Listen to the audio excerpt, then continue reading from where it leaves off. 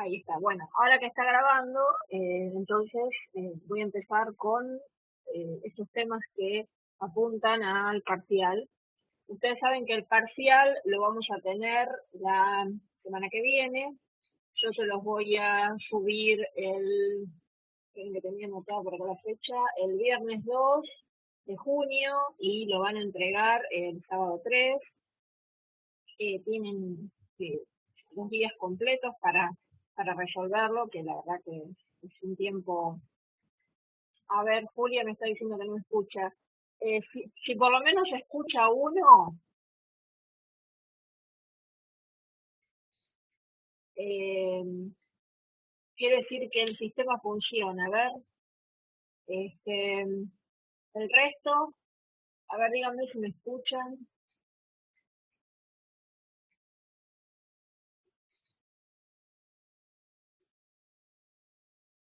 A ver, Julia no. mm, A ver el resto.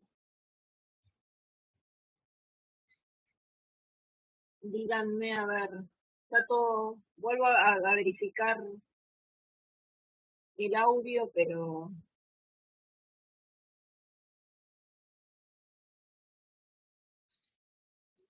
a ver, ¿ahora me escuchan? ¿Me escuchan, chicos?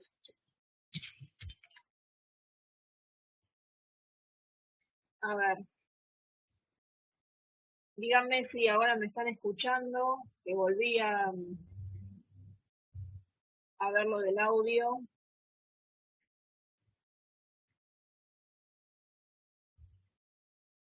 Claro, por eso, Natalie sigue escuchando, así que si hay una chica que escucha, quiere decir que el...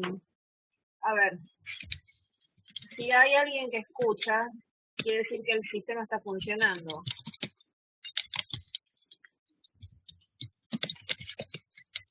¿Mm?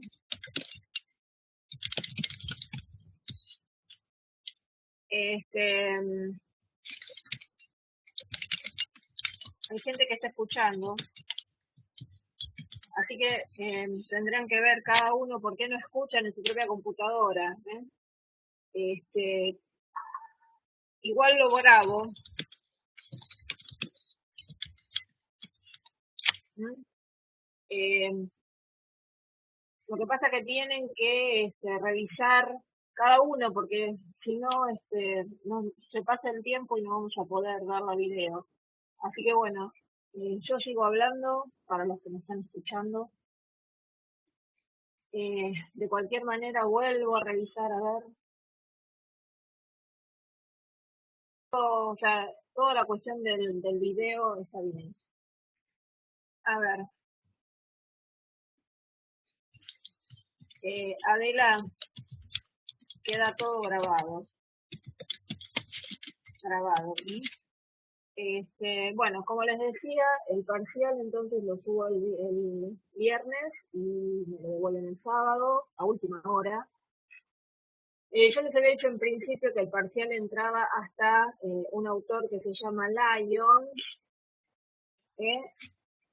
Pero, se los escribo Lyon,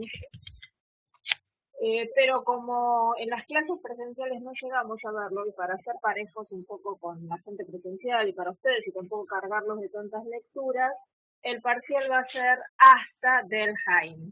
Entonces el parcial va a abarcar hasta Delheim inclusive,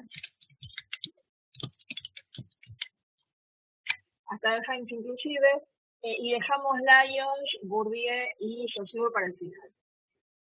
¿De qué consta el parcial? Bueno, el parcial consta de un texto para analizar, un texto para analizar con todo lo que estuvimos viendo en las resoluciones que yo le subí.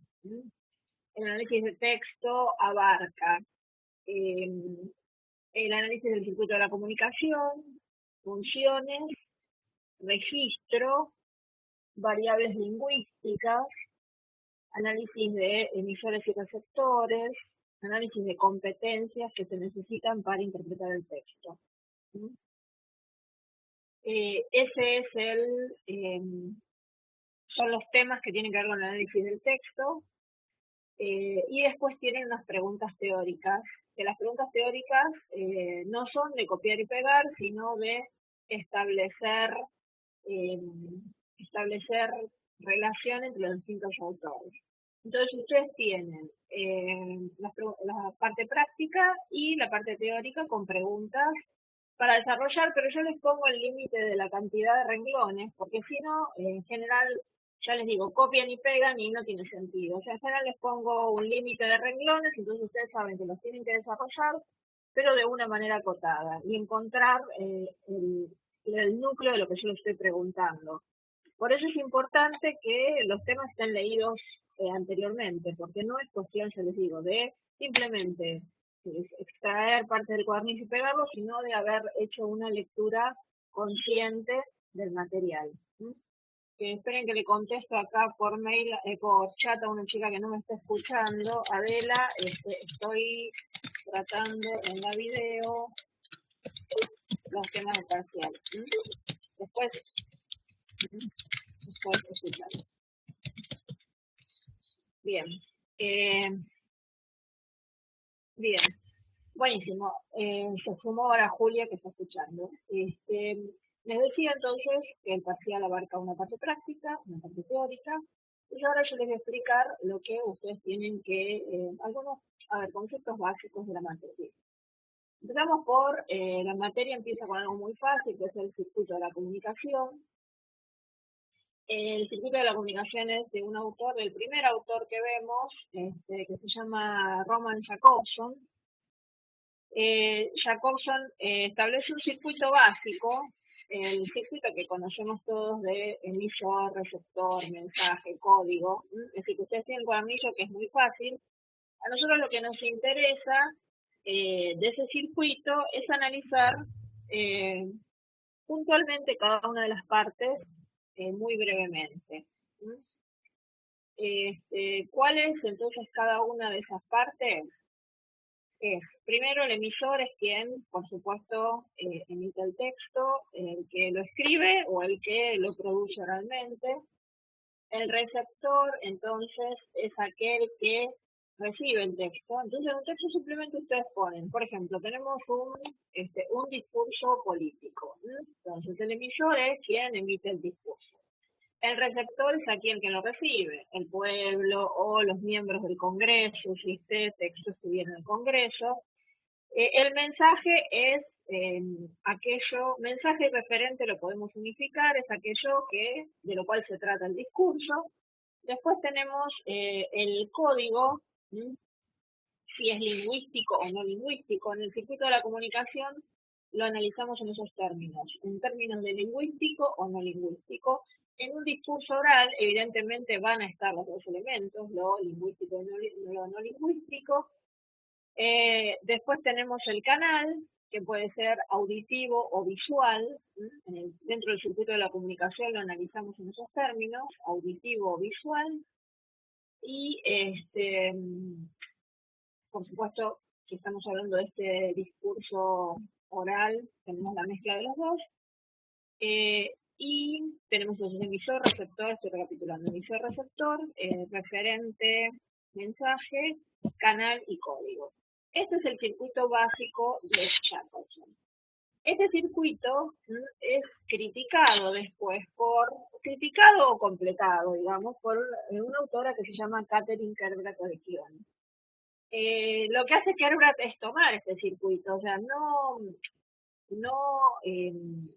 agrega elementos nuevos, sino lo que hace es ajustar algunas cuestiones que Jacobson no había tenido en cuenta, que tienen que ver específicamente con las competencias que se necesitan para interpretar un texto, para producirlo, para interpretarlo.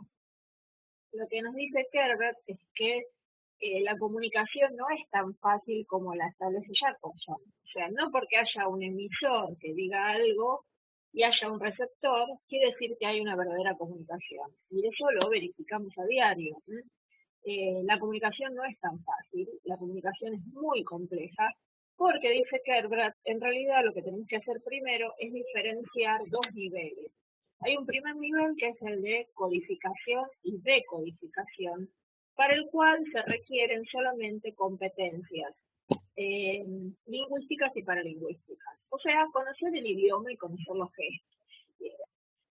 gestos, miradas. Entonces, tenemos dos hablantes que hablan español y que a su vez conocen, se conocen a sí mismos, conocen determinados gestos, interpretan miradas, etcétera.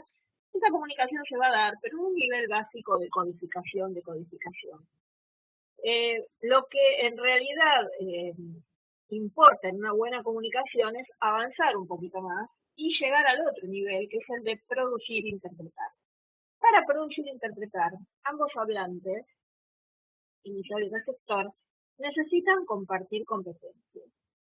Y compartir competencias un poquito más complejas, que van más allá de lo lingüístico y lo paralingüístico. Estas competencias complejas son eh, las ideológicas y culturales, que tienen que ver con todo lo que sea nuestra enciclopedia, todo lo que aprendemos en los libros, todo lo que aprendemos en la escuela, todo lo que aprendemos en casa, a partir de nuestra vida en sociedad. Eh, Después tenemos las determinaciones sí, que son cuestiones que tienen que ver con la psicología y que Kerber dice que son más, por supuesto, de la psicología o de la psicolingüística, pero que hay que tenerlas en cuenta y que tienen que ver con cuestiones que traemos propias. De ahí que ella diferencie las competencias de las determinaciones. Una competencia es algo que se puede adquirir. Si yo no sé historia y quiero hablar con alguien sobre historia, bueno, puedo leer, puedo aprender, adquiero competencias históricas. Las determinaciones no se aprenden, sino que se traen. Es algo un poco más innato, un poco más del orden de que no tiene que ver con la elección. No elegimos determinadas determinaciones, vaya la redundancia, sino que lo que sí elegimos es adquirir competencias. Pero lo psicológico, evidentemente, si bien nosotros no lo vamos a analizar, lo mencionamos en la teoría, pero ustedes habrán visto que nunca lo analizamos en ningún texto, porque es muy difícil analizar eso, porque tiene que ver con, ya les digo, con cuestiones muy personales, que tenemos que saber que existen, o sea, siempre la comunicación tiene un componente psicológico, pero no la analizamos nosotros. Y lo último que habla Kerbrat es de las restricciones del discurso. Dice que también para comunicarse se necesitan eh, conocimientos de las restricciones del discurso. ¿A qué apunta con esto? Primero tiene que ver con el contexto, o sea, con el saber que toda comunicación es contextual y toda comunicación está influida por el contexto. No es lo mismo hablar en casa con nuestra familia que después ir al trabajo y hablar con nuestro jefe, con nuestros compañeros. No es lo mismo hablar o dar esta videoconferencia y charlar yo con ustedes a partir de este soporte virtual que hacerlo en la clase presencial o hacerlo por mail.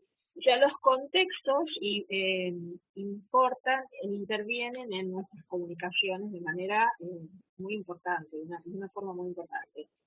Pero además, las restricciones del universo del discurso tienen que ver con el conocimiento de géneros discursivos, que después nosotros lo abordamos con Bastian. O sea, para comunicar necesitamos saber qué tipo de texto estamos produciendo o qué tipo de texto estamos interpretando. Si yo estoy leyendo una noticia del diario y resulta que la leo como un cuento, más vale que mi interpretación va a ser equivocada. Siempre para comunicarnos necesitamos también conocer géneros discursivos. Entonces lo que dice Kerbrat es que si al circuito de Jacobson, que tiene sus limitaciones, le anexamos toda esta cuestión de las competencias, entonces nosotros estamos o somos posibles de llegar a un nivel de comunicación mucho mejor, a un nivel de comunicación ideal que no existe.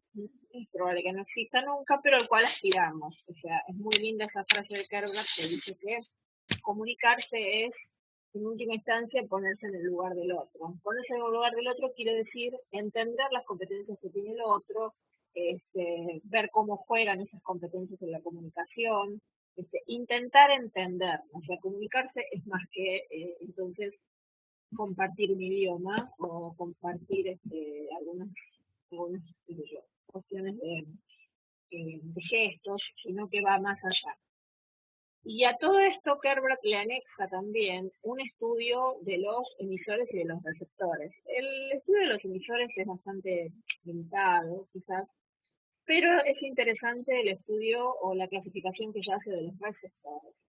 Entonces ella habla primero de dos grandes grupos de receptores, que son los alocutarios y los no alocutarios. Los alocutarios son los receptores que están mencionados en el texto. Si volvemos a nuestro ejemplo anterior del discurso político, si un presidente dice hermanos, hermanas, compañeros, compañeras, no sé, correligionarios, camaradas, esa mención transforma a sus receptores en alocutarios. Pero también podrían ser no locutarios, o sea, los no mencionados. Evidentemente, cuando un político habla, no habla solamente para sus seguidores, sino que también quizás quiere o está esperando que lo escuchen sus enemigos políticos, por ejemplo, y que entiendan determinadas cosas, aunque él no las mencione. Esos no mencionados son los no alocutarios. Los no alocutarios pueden ser previstos, o sea, pensados por el emisor, o no previstos. Uno nunca sabe en qué lugar termina su texto y quién lo termina leyendo. Nosotros en los análisis nos conviene analizar los alocutarios y los no alocutarios. Ya no, los no alocutarios previstos, perdón. Los no previstos, bueno, puede ser cualquiera, así que no tiene mucho sentido también ponerse a analizar los no alocutarios no previstos. A su vez, tanto alocutarios como alocutarios pueden ser presentes, ausentes, locuentes o no locuentes. O sea, presentes es si están en ese ámbito físico, o sea, el político tiene receptores que están ahí en el mismo lugar que él, ellos son presentes. Serán locuentes o no locuentes dependiendo si tienen la posibilidad de hablar, o sea, si en ese discurso se les da la palabra o no. Entonces, presentes, ausentes, locuentes, no locuentes son las otras categorías que Kerbrat engancha en su análisis de los alocutarios. Bueno, ahora me gustaría que me dijeran, me preguntaran algo para antes de avanzar al otro tema. Entonces, ¿tienen preguntas? Si me pasan por acá, antes de pasar al otro autor. O sea, ya tenemos a Jacobson y tenemos a Kerbrat, que tratan el mismo tema, aunque de diferentes enfoques. ¿Tienen alguna pregunta de estos autores en particular? Y si no, pasamos a los otros que tenemos para el parcial. Después tendremos otra videoconferencia antes del final. Sí, Natalie, está en el cuadernillo, donde habla de la competencia comunicativa. Está ahí, empieza hablando de Chomsky y después aparece Durkheim. Bien. Bueno, sigo entonces. Igual si se les ocurre alguna pregunta, me la hacen. Y sí, está todo en el apunte, Adela. Me hacen, cualquier pregunta me la hacen por acá y voy interrumpiendo en todo caso. Después tenemos otro tema en el parcial, que es el de las variables lingüísticas, que, a ver, lo tratan diferentes autores, pero en particular nosotros no mencionamos a ninguno en el cuadernillo. Las variables lingüísticas tienen que ver con que la lengua no siempre es la misma, sino que tiene variantes o variedades que dependen de varias cuestiones. Por ejemplo, la lengua hablada en diferentes regiones da lugar a dialectos. La lengua hablada por por hablantes de diferentes edades nos da los cronolectos. Cuando atendemos al nivel de escolaridad tenemos los sociolectos, y cuando esa lengua tiene mayor o menor presencia de contenidos relacionados con una disciplina, estamos en presencia de los tecnolectos. La lengua nunca es fija, y es evidente que todas estas cuestiones están en juego todo el tiempo. Es clarísimo que el español en los diferentes países de Latinoamérica no es el mismo, entonces el español es una de las lenguas más dialectales que existen. Las diferencias en cuanto a las edades son obvias si tomamos un adolescente y un adulto. Los tecnolectos se notan mucho en las disciplinas, no sé, en medicina, en psicología, mismo en lingüística. Ustedes habrán visto en el cuadernillo que hay algunas palabras que tienen una connotación especial en nuestra materia y esos son tecnolectos. Y después, obviamente, mayor o menor la presencia eh, de una escolaridad o el poder acceder a la escolaridad nos remite también a a un mejor o peor uso de la lengua y eso nos da los sociolectos. Natalie está, o sea, tenés que leerlo porque está del Heinz mencionado, no parece el título del Heinz, pero adentro de la competencia comunicativa, antes de del Heinz está perdón, antes del IELTS está del Heinz. No, no hay una lectura. Si vos te referís a lecturas, no. Está en la parte de adelante del cuadernillo. No hay lectura. Sí, sí, sí. Bueno, las variables son fáciles. Si van a aparecer en el parcial, van a ser muy evidentes para todos. Obviamente yo no voy a pretender que ustedes conozcan el dialecto ecuatoriano, ni peruano, ni venezolano. Así que lo que aparezca va a ser obvio, y si no hay variables, no las ponen, o sea, no necesariamente tiene que haber variables de algún tipo en el parcial. ¿Alguna preguntita de las variables? O sea, simplemente si aparecen las tienen que mencionar y decir tal palabra, por ejemplo, no sé, bardo es un cronolecto, digo por decir algo, nada más. Bien, el otro autor que tenemos nosotros después es Bastian. Bastian aborda el tema, o sea, nosotros ya vimos a Jacobson, vimos a Kerbrat, acuérdense que estos dos autores están muy unidos por el tema del circuito de la comunicación, y después tenemos a Bastian.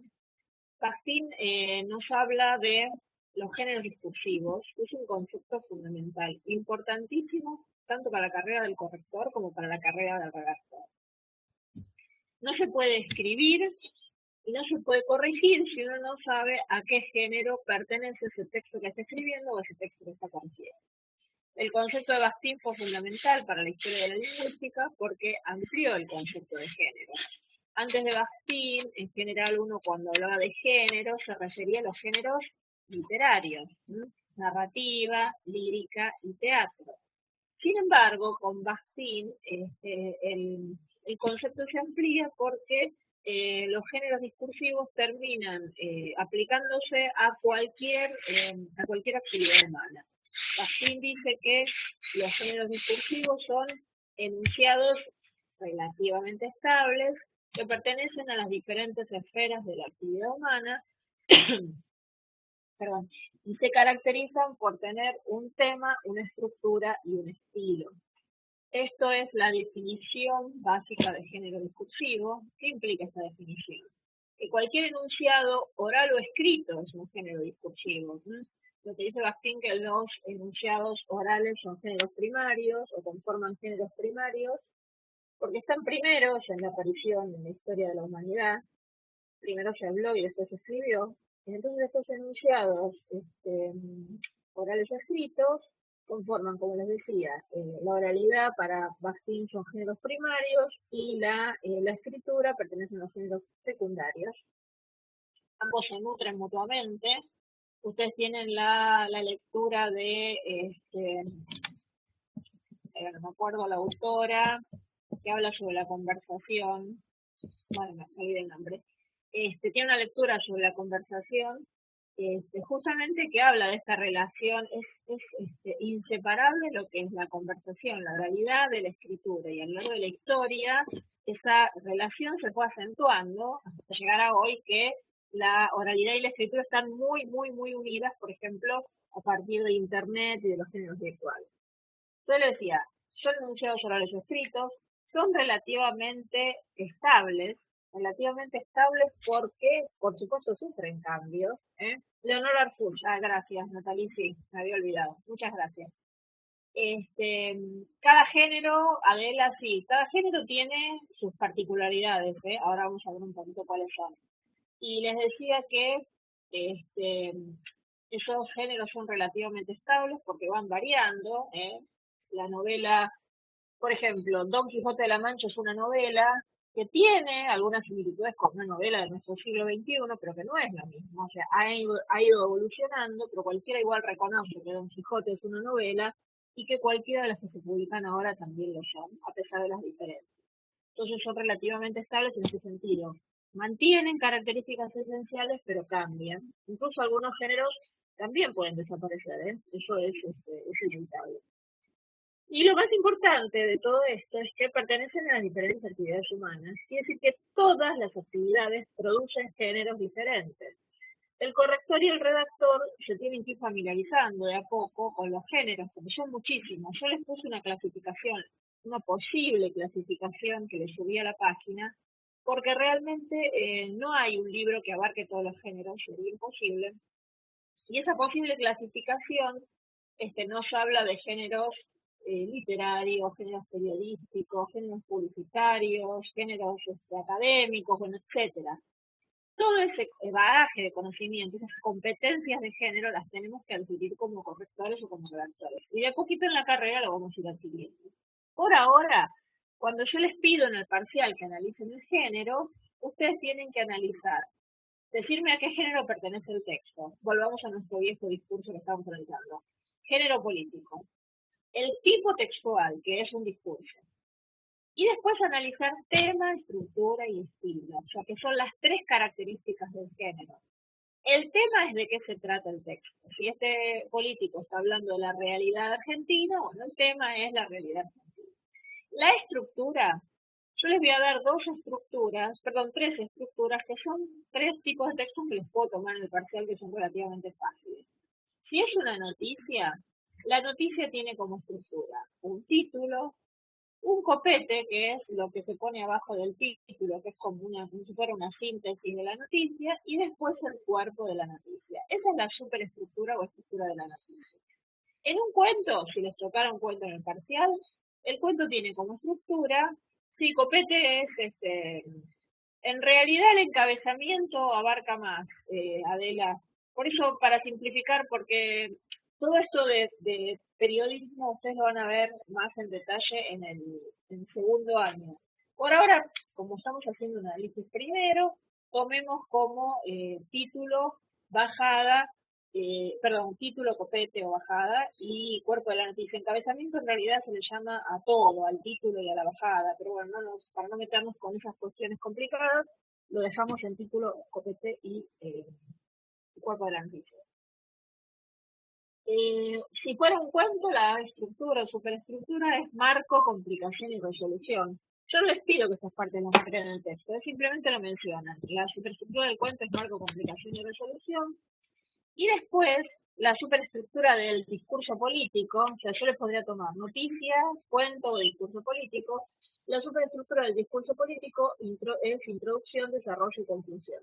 O sea, superestructura es simplemente señalar esto, ya lo tienen analizado. Donde tienen que hacer un mayor análisis personal es en la parte del estilo. ¿Qué se analiza en el estilo? Yo después igual les voy a subir un texto, que me lo voy a anotar acá, un texto donde esté analizado el estilo, el género, así ustedes lo ven bien. Listo. Entonces, en el estilo tienen que analizar tipo de oraciones, si son oraciones largas, si son oraciones cortas, si son simples o si son complejas, o sea, la sintaxis. Tienen que analizar el vocabulario, a ver, ¿qué tipo de palabras usa también? ¿Usa palabras complicadas? Acá pueden incluir si usa tecnolectos, sociolectos, dialectos, etc. Pueden analizar también la tipografía, si hubiera una tipografía relevante. Por ejemplo, en una noticia el título va a tener una letra más grande, en negritas, seguramente el copete va a estar también en otro tipo de letra. Entonces, si hay cuestiones relacionadas con la tipografía, lo pueden analizar. También pueden analizar si utiliza algún tipo de recursos literarios, porque bueno, si es un cuento, por ejemplo, va a haber recursos literarios, y eso es una característica del estilo. Y también pueden analizar si el texto tiende a la subjetividad o a la objetividad. Si hay mucha presencia de sentimientos de primera persona, eso es un texto subjetivo. Si todo está narrado más fríamente, con más distancia, el texto es objetivo. Así que esas son las cuestiones que tienen que analizar en el estudio. Eh, ¿Tienen alguna duda? O sea, Bastín sería como teoría, alguna preguntita corta, porque tampoco es tanto, y aparecería en análisis de texto a partir de esto que yo les acabo de decir recién. ¿Alguna preguntita con respecto a esto, a Bastín, y a lo que vamos a analizar en Bastín, y a lo que está en el cuadernillo? Buenísimo, entonces nadie tiene dudas, o vayan pensando dudas y después me las preguntan al final. A ver, te hice una. Ah, perdón, Julia, no la había visto. Julia, trata de poner, porque vos me estás haciendo las preguntas en privado, hay una opción que es para todos en el chat, así todos ven lo que vos preguntás. Julia me preguntó, si ahí vuelvo arriba, ¿cuál es el componente más cambiante de los géneros? Bueno, el componente más cambiante de los géneros, evidentemente, es el estilo, ¿m? Porque los estilos se relacionan íntimamente, como hay tanta cantidad de géneros, los temas por ahí no son tantos, en realidad los temas son, si bien son variados, lo que cambia mucho son los estilos, las maneras de este, encarar la sintaxis, el vocabulario, es el componente más cambiante o uno de los más cambiantes. En realidad todos los componentes. Sí, la superestructura también cambia. Por eso les digo, quizás justo la pregunta es, sí, no sé si hay un componente más cambiante, pero bueno, si tuviéramos que elegir, podríamos elegir el estilo y y sí, la superestructura también cambia. Lo que pasa es que en realidad las superestructuras tampoco son tantas, parecen muchas pero no son tantas. El otro elemento, Belén me pregunta, sí, tipo de oración, tipografía, recursos literarios, eso, el vocabulario, ahí el vocabulario también, Belén, que bueno, eso sería lo que tienen que analizar. Igual les voy a subir, ya les digo, un análisis de propiamente del género, así ustedes lo ven, un análisis solito de un texto solamente o un texto con todo. Les voy a subir, me parece, un texto, si bien tienen un montón, pero un texto que sea específicamente como se los voy a pedir en el parcial. Así me resulta un poquito más fácil. Bueno, no sé si tienen preguntitas de esto, alguna otra, y si no pasamos al último autor para el parcial, que es del Heinz, que también es muy breve.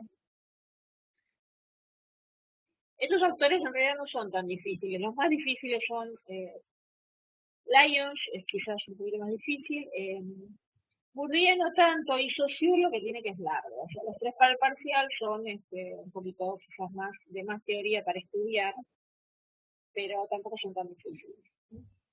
Bueno, entonces pasamos a Del Heinz.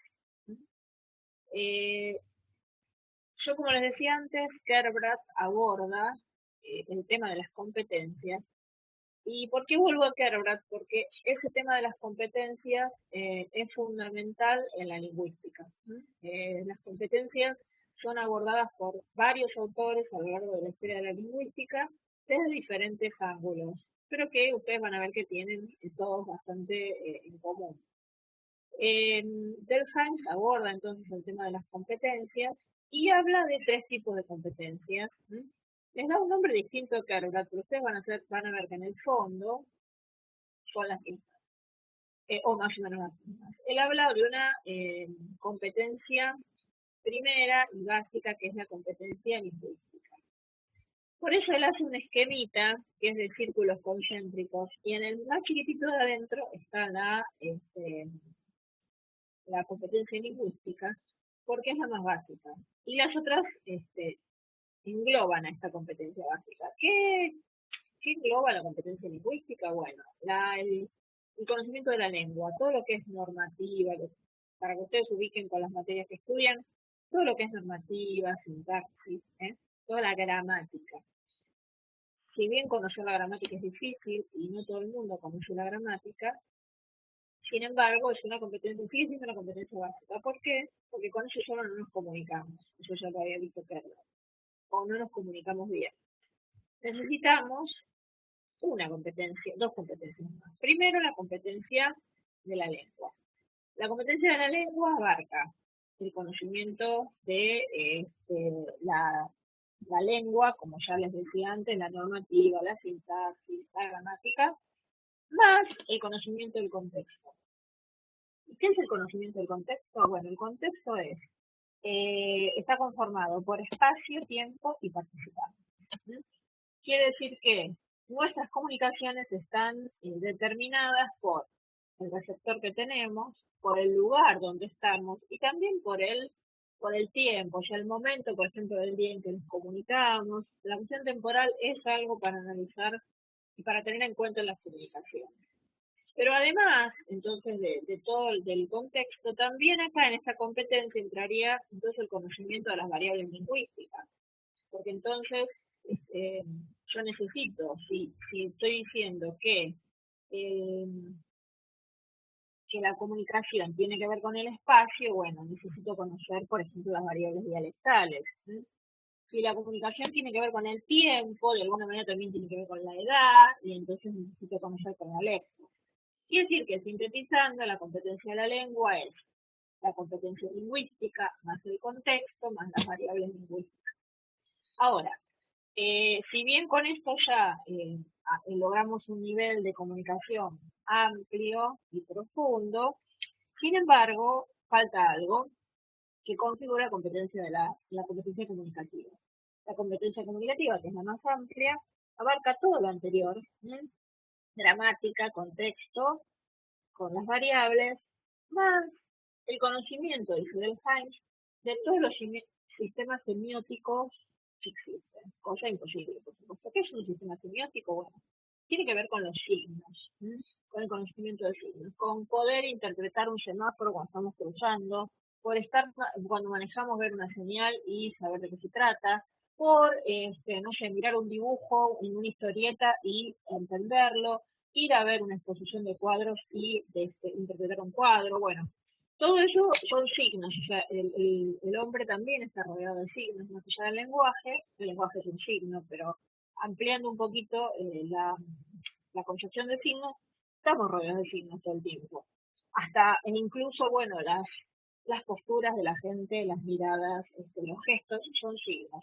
Todo nos habla, todo es un índice de algo. Entonces, dice Delphi, un hablante que pueda manejar estas tres competencias de la lingüística, de la lengua y comunicativa, es un hablante omnicompetente que llega a un nivel de comunicación inexistente, un ideal, o sea, la lingüística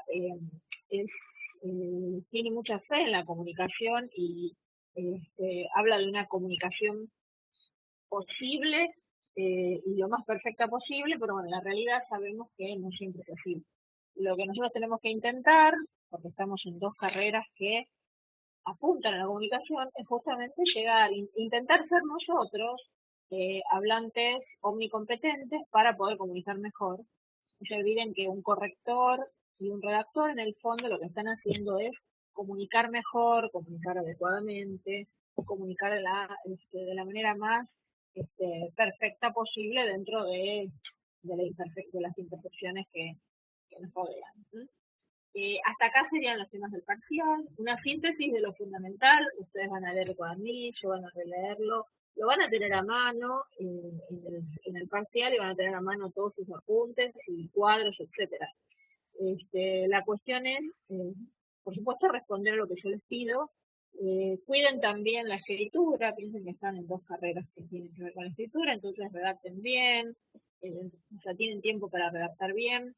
Eh, traten de no tener falta de ortografía, manejar bien todos los aspectos del Word, o sea, si yo el parcial se los mando, ustedes lo realizan sobre ese mismo parcial, o sea, sobre el mismo que yo les envío, lo bajan y ahí lo responden, quiere decir que lo responden en el mismo tipo de letra, con el interlineado que está ahí, o sea, traten también de que las cuestiones formales, de empezar a prestar atención a las cuestiones formales que también hacen en sus carreras. Lions no, al final lo pasamos para el final, porque como no lo voy a tomar en parcial presencial también, como para ser justo con todos igual, a ustedes tampoco se los tomo. Así que entra hasta Delphi y para el final, sí, tenemos otra videoconferencia y les explico Lions, Bourdieu y Saussure. Fíjense si tienen alguna pregunta, que todavía tenemos unos minutos para poder estar conectados, o preguntas de esto, o no sé, alguna cosa que se os ocurra del funcionamiento o de la materia, o de la carrera. Recuerden que el final sí es presencial, salvo que vivan a más de 400 kilómetros de distancia, y que el parcial es a distancia, pero vayan pensando en el final presencial, este, que es una buena manera también de conocernos y conocer a sus compañeros, que eso está bueno. ¿No? Siempre es lindo. Por mi parte me queda, el final es escrito, sí, sí, sí. El parcial tienen 2 días, ¿no? Tienen, se lo subo el 3, perdón, el viernes 2 y me lo devuelven el sábado 3. Eh, Les digo que alcanza. Sí, si todavía no leyeron mucho el material, usen esta semana para leer, para subrayar, para resumir, porque les digo en serio, no se puede hacer el parcial si no abrieron el cuadernillo todavía. ¿No? Hay gente que como es parcial domiciliario y tienen todo a mano, no leen nada y es difícil porque como no es un parcial de copiar y pegar, se les hace complicado y al final, bueno, no lo hacen bien. Tienen la instancia del recuperatorio. Eh, sí, Adela, bueno, Adela me dice que en los prácticos se tocaron todos los temas, pero igual tengo gente que por otros años que evidentemente no leyeron demasiado el material porque este, no lo hacen bien. O sea, ustedes tienen análisis de textos subidos, a veces no, de verdad no abren los archivos de los textos subidos y analizados. Está bueno que los abran porque, y vean qué tipo de análisis les estoy pidiendo. Entonces ustedes lo hacen siguiendo el modelo, o sea, es muy fácil siguiendo el modelo. Es así, yo no les pido nada que no haya estado en las resoluciones o que no esté el cuadernillo.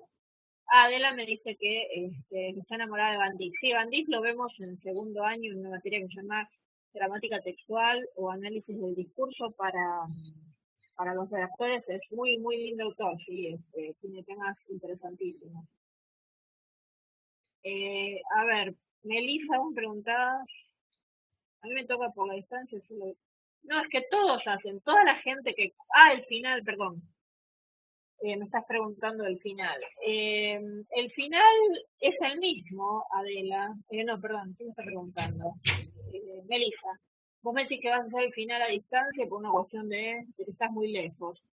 El final, si es a distancia, es exactamente igual porque ese final sí se hace en 2 horas. Tienen las mismas 2 horas que tiene la gente presencial y se da a la misma hora que la gente presencial, así que es exactamente igual, ¿no? Ese no hay variantes. Eh, este, este parcial de ustedes, como lo hacen a distancia y tienen 2 días, tiene un par de preguntas más que la gente presencial, que lo hacen en 1 hora y media, pero es casi lo mismo. Me alegro, bueno, Julio, que les haya servido la conferencia. Y Adela me pregunta si pueden llevar algún apunte al final. Sí, yo en la próxima videoconferencia les voy a decir lo que pueden llevar. O sea, siempre tengan en cuenta que lo que es teórico, o sea, yo les voy a dar un punteo de los temas teóricos para el final. Lo que entra como teoría no se puede llevar nada porque lo tienen que estudiar.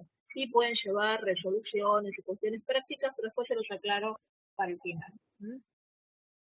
Bueno, siempre es lindo este contacto, aunque sea virtual, aunque sea uno cada tanto, pero bueno, ustedes tienen los mails, usen los mails, usen la página. Lamentablemente la página estuvo funcionando un poco mal, pero bueno, ahora se mejoró bastante y bueno, me alegro que les haya servido, que les haya sido útil.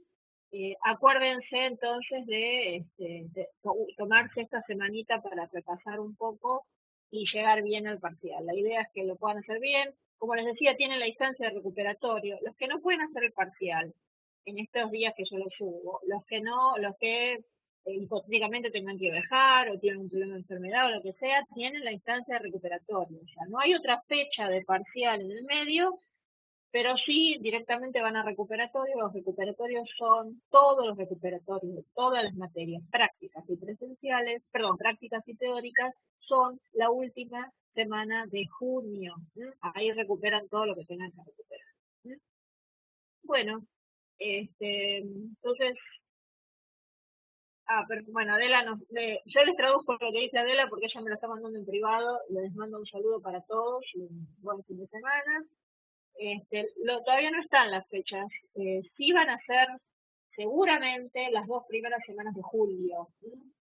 En esas 2 primeras semanas de julio van a estar todos los finales, o los finales de las 3 materias troncales. Todavía no están las fechas subidas, las suben a la página en cuanto las tienen.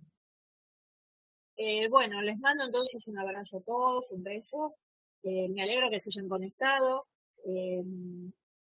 Me alegro que estén en la carrera y que les guste y estén entusiasmados.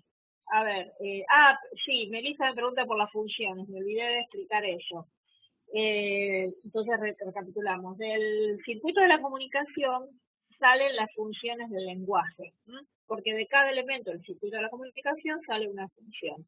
Del emisor sale la función emotiva, la función que me permite expresar sentimientos. Entonces yo en el texto lo busco en el uso de la primera persona, por ejemplo en el yo, o en el uso de ciertos adjetivos. Hay adjetivos muy subjetivos en español como lindo, hermoso, o palabras como amor, odio. Bueno, esas son palabras que están manifestando la función emotiva eh, o expresiva. Después tenemos la función que está centrada en el receptor, que es la función apelativa, que es la que se ve específicamente o principalmente cuando se usa la segunda persona, o la vemos en textos donde hay órdenes o pedidos. Si yo digo, ¿podés abrir la puerta? Esa pregunta expresa una función apelativa porque estoy dirigiéndome al receptor y expresando algo que quiero que él haga.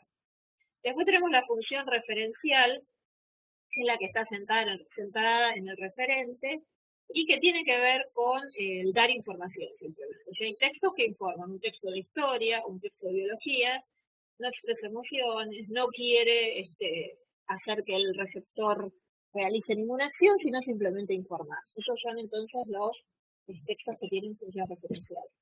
La función poética es la función de la literatura, propiamente de la literatura, aunque se ve en otros textos, pero digamos que es la función principal de la literatura, que se verifica en el uso de recursos literarios, metáforas, paralelismos, anáforas. De a poquito ustedes se van familiarizando con ello. No les voy a pedir un análisis exhaustivo de lo literario, pero sí de algunos recursos básicos que fueron los que fueron apareciendo en los textos. Después tenemos la función fática, que es la función que está centrada en el canal, y que tiene que ver con esto de verificar justamente que el canal esté abierto, que el otro esté escuchando. Estas frases como me escuchás, me oís, estás atento, me entendés, son frases típicamente de función fática.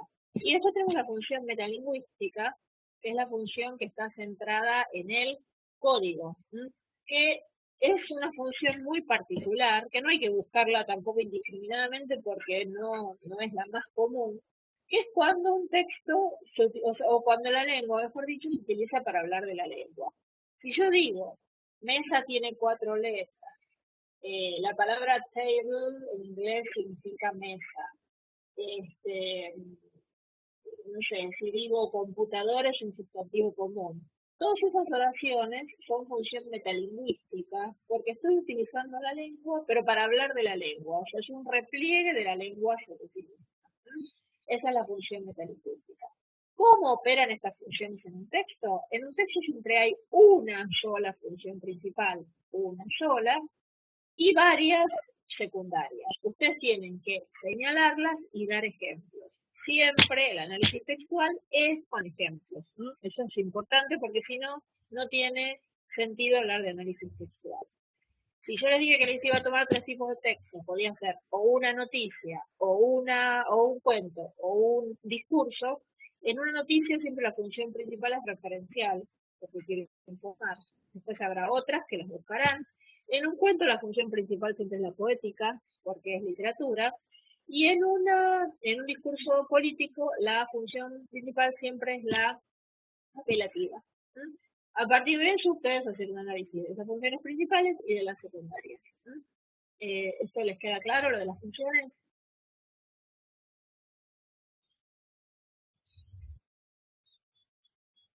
¿Alguna preguntita? Buenísimo. Bueno, chicas, me voy a dar chicas y chicos, me voy a dar la otra videoconferencia. Les mando un beso. Bueno, les deseo mucha suerte en el parcial. De cualquier manera pueden hacerme algunas preguntas, por supuesto no de cómo resolverlo, pero sí algunas cuestiones si no entienden alguna consigna. Y bueno, nos veremos en la otra videoconferencia, nos seguiremos comunicando y algunos los conoceré en el final. ¿No? Bueno, les deseo mucha suerte y les agradezco que hayan estado en la videoconferencia. Les mando un beso. ¿No? Gracias a ustedes, chicos. Muchísimas gracias. ¿Eh? No, gracias a ustedes, de verdad. Muchísimas gracias.